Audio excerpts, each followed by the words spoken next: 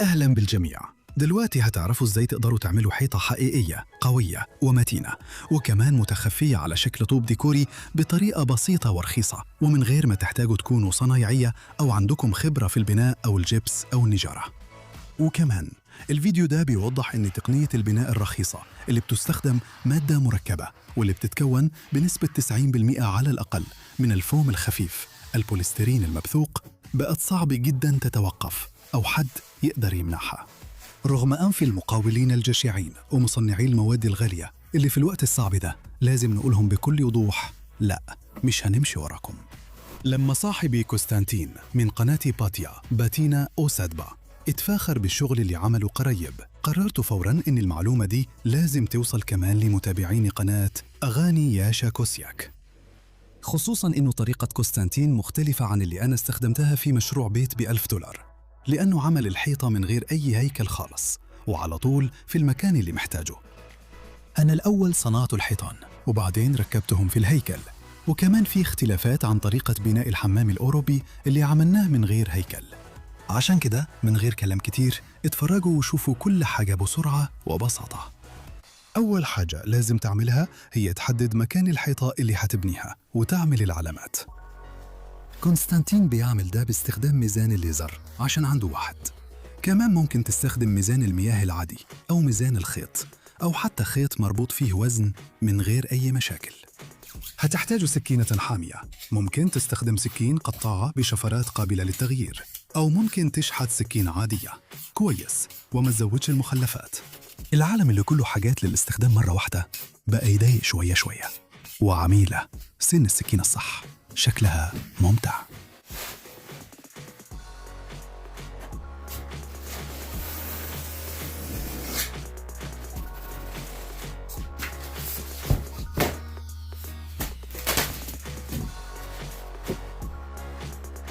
بنحط ألواح الفوم حسب العلامات اللي رسمناها. يتبع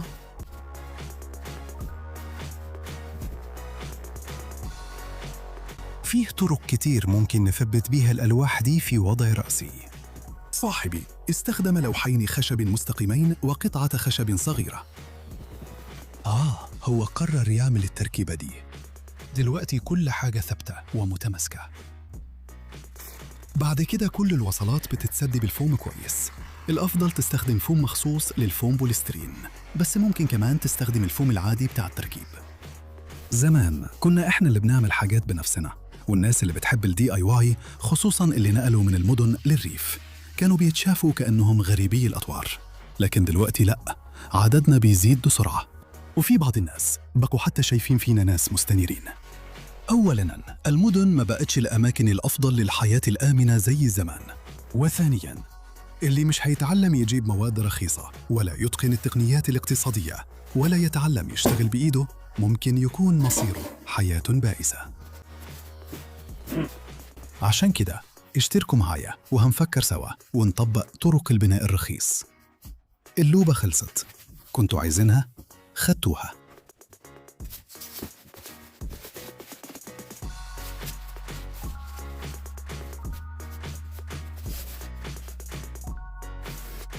كونستانتين بيورينا بشكل عملي إني ممكن تعمل حيطة زي دي زي ما بيقولوا بإيدك كده وبكل بساطة. مين عارف، يمكن التقنيات البسيطة دي تكون أهم بكتير من إنجازات حتى إيلون ماسك نفسه اللي خلب صناعة الفضاء وسبق كل قادة الفضاء في العالم. وده اللي بتدل عليه الشائعات اللي بتنتشر على الإنترنت. مهما كان بيقلل تكلفة إطلاق صواريخه، فرصة الناس العاديين يروحوا المدار الفضائي شبه معدومة، لكن أي حد يقدر يبني الحيطة دي. كتير بيكتبوا لي إني شاكوسياك. الحيطان دي زي حكاية ال3 خنازير، مش قوية، مش موثوقة، مش هتعيش كتير، مش صديقة للبيئة، وكمان خطر حريق. يا جماعة، هي قوية، موثوقة، بتعيش كتير، صديقة للبيئة، وآمنة ضد الحريق. هسيب لكم لينك الفيديو بتاع التجارب العملية عليها تحت الفيديو مخصوص، اتفرجوا عليه.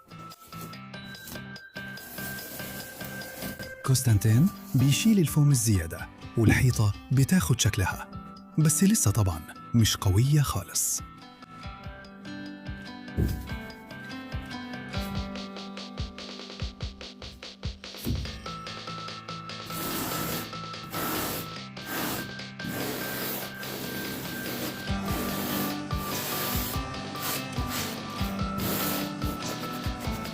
بعد كده حسب التقنية لازم ندي سطح الفوم بوليسترين خشونة شوية. بعد كده بنحتاج منى محارة لاصقة جاهزة اللي بيستخدموها للصق الفوم بوليسترين في الحيطة وعمل طبقة مسلحة عليه في عزل واجهات المباني. أنا شخصياً استخدمت خلطات من شركات مختلفة وما لاحظتش فرق كبير بينهم. بنبدأ نعمل الطبقة المسلحة الأساسية واللي بسبب البوليمرات اللي في الحلطة لازم تلزق كويس جداً على الفوم بوليسترين.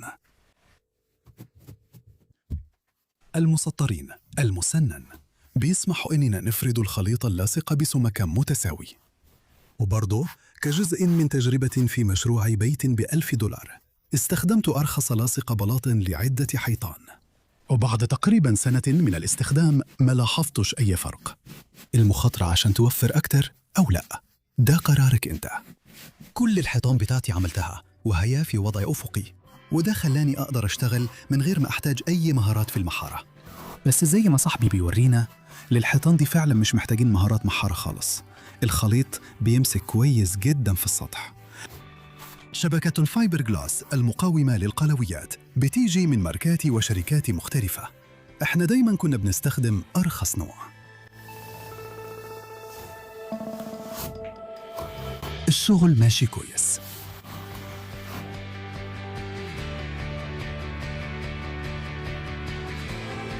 وأنا مستني الحيطة تنشف هقول كلمتين عن صاحبي.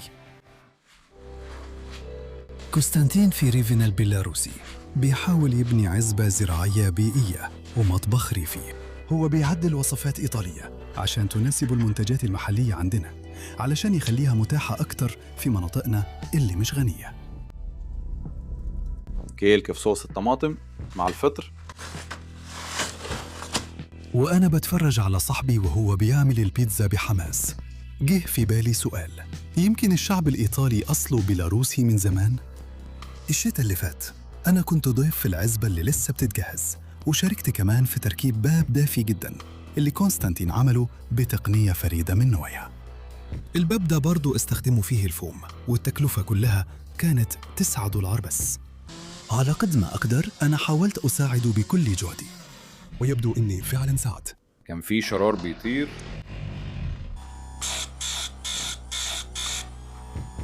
كونستانتين أب ل7 أولاد وعايشين مع مراته في المدينة دلوقتي. وقت الحاجة الولاد بيساعدوا أبوهم اللي دايماً في قلب الهجوم وبيحاول يوجه الظروف لصالحه. أنا شخص متواضع كفاية ومش بس هيكون عندي عدد كبير من المتابعين، عشان كده حتى مش شايف فايدة إن أعمل دعاية لقناتي باتينا أوسادبا على قناة أويجا. هنا وهناك ساعات بعمل حاجات زي دي كمان، دي الزينة. شكلها قديم بس فيها تكنولوجيا حديثة. أنا اللي عملتها بنفسي. تصنيعها بياخد حوالي 2 ساعة، يمكن شوية أكتر، وأحيانا بياخد وقت أقل على حسب سرعة إيدين كل واحد. أهو، وبنحصل على النتيجة دي جميلة جدا. ده بيدي جو كده. بجد الموضوع لطيف، يعني أنت ماشي في الجنينة وعندك عريشة. الحاجات دي أكيد التواضع هو أحسن زينة للإنسان، رغم إنه مش مهتم بالشهرة خالص. أكيد كونستانتين هيفرح قوي لما يشوف مشتركين جداد على قناته. عشان كده هسيب لكم لينك قناة باتينا أوسادبا تحت الفيديو، اشتركوا ومش هتندموا. أنا حاسس إن في حاجة واحدة هتنقذك، وهي الأرض دي. في رأيكم إيه هو الخامة اللي نصحت بها كونستانتين عشان يقلل تكلفة البناء؟ كتير من الأكل والمحاصيل متخططوا يزرعوها في العزبة نفسها. كسروا المفتاح الكهربائي. هم كبار. أيوة صح. لا بص، دول إناث في الغالب وده الذكور. إيه، أظنهم كويسين. دلوقتي همسكهم علشان يتذبحوا.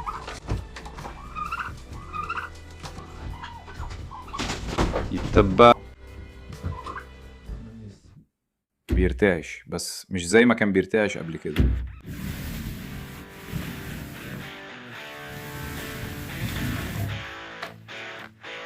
بعد كده السطح بيتأسس، بيتجهز لاصق البلاط وبيتحط على السطح اللي اتقوى والدعم.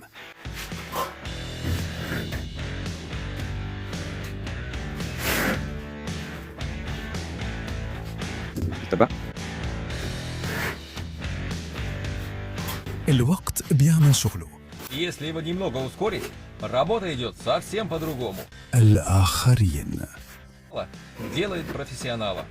Мне часто пишут, зачем я делаю самодельные окна, двери и حاجات من غير أدوات تقريبا بإيدينا، بس من غير أي حاجة تانية بإيدينا. لما مثلا شبابيك البلاستيك بقت تتباع برخص التراب، أنا شايف إن الناس اللي بتبيع شبابيك كويسة بسعر قليل عشان فاكرين إنهم بيبدلوها بحاجة أحسن. النوع ده من الناس هيخلص بسرعة اليومين دول. بالشكل ده الحاجات دي هتبقى مهمة ومش زيادة عن الحاجة. لما كان كونستانتين بيبني حيطان بالطوب القديم كنا لسه ما نعرفش بعض، عشان كده هو ما كانش مقتنع بفكرة الفوم وقتها. صاحبي قرر يحول بيته الريفي اللي ما ينفعش للسكن لحمام بخار مريح، عشان كده كان محتاج يبني حيطان داخلية جديدة. دلوقتي هستخدم الحاجة دي كقالب علشان أحدد الخط على مستوى الليزر. هي على نفس مستوى سمك الطوبة، واللي في الحالة دي 90 ميلي. وكمان هستخدم أداة تكحيل اللحمات اللي فضلت من شغل الطوب اللي فات. كتير بيتسألوني ينفع نعمل حمام بخار كامل من الحيطان اللي زي دي؟ أنا شايف إنه ده ممكن جداً. الحاجة الوحيدة اللي عايز أكد عليها إنه كعزل إضافي لغرفة البخار لازم تستخدم عازل حراري PIR مكسوب الفويل. هو شبه الفوم بس تركيبه مختلف وبيفضل آمن تماماً حتى مع درجات الحرارة العالية جداً في الساونا. دلوقتي لازم تقيس 25 سنتيمتر، ده مقاس الطوبة. المعلم بيورينا طريقة تانية لعمل ملمس الطوب. أنا في مشاريعي كنت بستخدم شريط لاصق ورق رفيع عشان أعمل ده. الطريقتين بيطلعوا شكل جمالي كويس.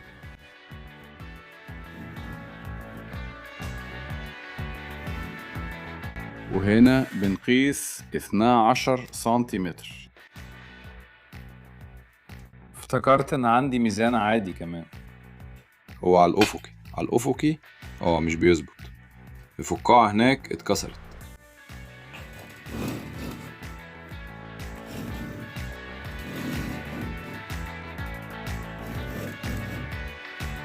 عشان أسهل على نفسي الشغل بعد كده، أنا هنا بعلم مقاس الطوبة. دلوقتي ممكن أحط وأرسم الباقي.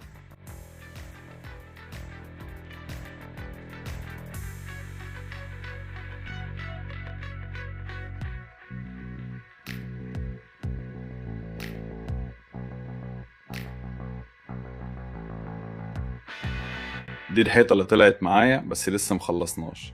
بناخد سفنجة عادية بنبلها شوية مية، سفنجة مطبخ، والحواف دي بنسويها شوية كده عشان الطوب أصلا مفيهوش حواف مستقيمة خالص،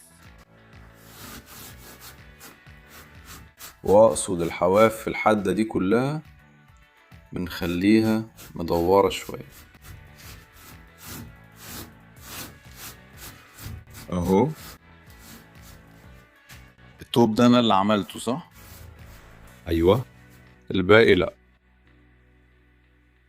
مش عارف اذا كنتوا شايفين الفرق ولا لا، بس انا شايفه. الخليط اللي فيه أسمنت بيوصل لقوته الكاملة خلال 28 يوم بس. الحيطة دلوقتي بقت قوية كفاية. وده اللي عندنا دلوقتي. الطوب بقى مترتب بشكل أظبط في رأيي.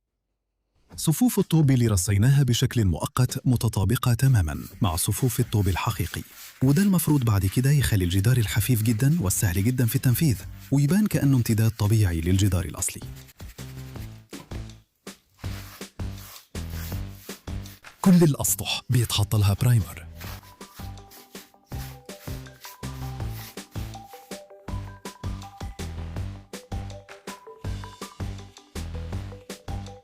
البرايمر نشف تماما.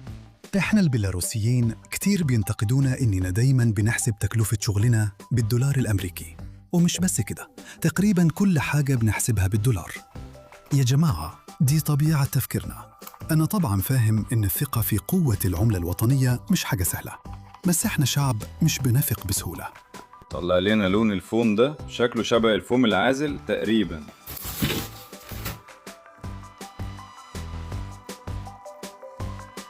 عشان الرولة تكون متغطية كويس بالدهان ومتصفية جامد جدا. وأنا بتفرج على كونستانتين وهو بيعيد استخدام علبة من منتج رحوم، وبيفكر في كمية علب البلاستيك اللي بنرميها كل أسبوع. بيجي في بالي إنه الراحة اللي بنحسها خلتنا عبيد لشركات التغليف. إحنا دايماً بندفع ثمن البلاستيك عشان نرميه تاني وتالت. لو رجعنا نظام إعادة الزجاجات هنقدر نحمي طبيعة ونرجع للأطفال مصدر رزقهم اللي الرأسماليين أخذوه منهم لما كانوا بيجمعوا الزجاجات الفاضية. عندنا حتى الأطفال الصغيرين بيحولوا العملات في دماغهم من غير آلة حاسبة. أما متقاعدين البيلاروسيين دول بقى بورصات عملة صغيرة مشي على رجلين. المدخرات عندهم دايماً في 3 عملات مختلفة على الأقل، وبيبدلوا بينهم طول الوقت حسب الوضع في الأسواق المالية العالمية. بيعملوا طوابير دايمة في البنوك، لكن في نفس الوقت بيكسبوا زيادة على المعاش. لو روسيا صعب تفهمها بالعقل، فبيلاروسيا تقدر تحسبها بالآلة الحاسبة. اللون طلع حلو بصراحة، بس تعالوا نشوف شكل الطب الأحمر القديم. لسبب ما هو مش لون واحد خالص، عشان كده هناخد البرايمر ونضيفه على الدهان، وكمان شوية من صبغة سودا. نقلب كويس، بنحصل على لون وردي برتقالي غامق.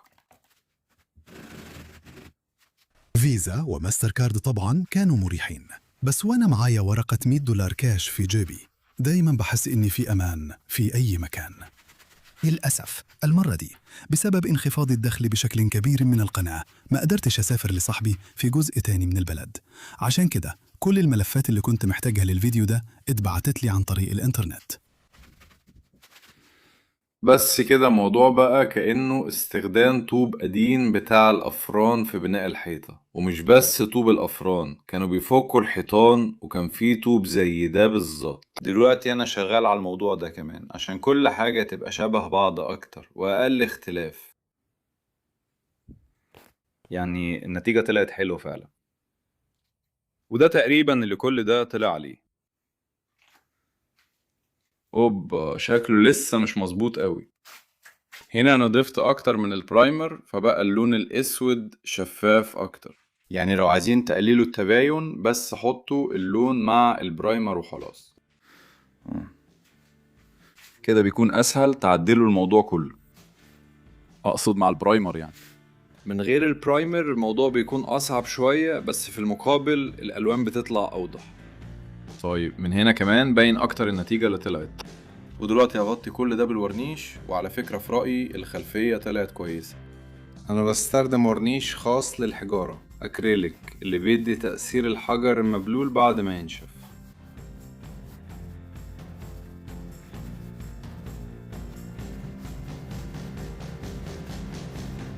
ده شكل الحيطة في ضوء النهار في الإضاءة الطبيعية. في رأيي النتيجة مش بطالة خالص، بالعكس كويسة جدا. ودي الحيطة اللي عملناها بنفسنا. أنا عمدا ملونتش الفواصل دي بأي لون، لا أبيض ولا رمادي فاتح. ليه أقلد لون المونة لما هنا في مونة حقيقية أصلا؟ مفيش داعي للتقليد في الحالة دي. زي السقف المبني بالطوب، الطوب الحقيقي فعلا. بصراحة أي حد يدخل يفتكر إنه ده طوب فعلا. مش عارف ده يعتبر إني بخدع الناس ولا لأ. هي جات لي بتعب شديد، كنت عايز أقول كده بس لأ. في الشتاء بقية شاهد بدون قصد لما كونستانتين حاول يبيع لمتابعينه لوحة قديمة لفنان باسم مستعار مش معروف. بصراحة حسيت إنه هو اللي رسم اللوحة دي بنفسه. كونستانتين واضح إنه عنده موهبة فنية فعلا. هو ده اللي كنت أقصده لما قلت إن الناس بيدخلوا ويفتكروا إن دي حيطة طوب. يعني فعلا هي داخلة في بعض فعلا، صح، هنا طوب وهنا طوب. جامد. اعملوا لايك كبير، ولازم تشتركوا في قناة بيسنيا شيكوسياكا، وكمان اشتركوا في قناة باتي باتينا أسادبا، وعلى قناتي على ديزين وتيك توك، كل الروابط تحت الفيديو. واضغطوا كمان على الجرس، وساعتها هبلغكم بكل جديد. إلى اللقاء، وليعم السلام في العالم كله. شكراً.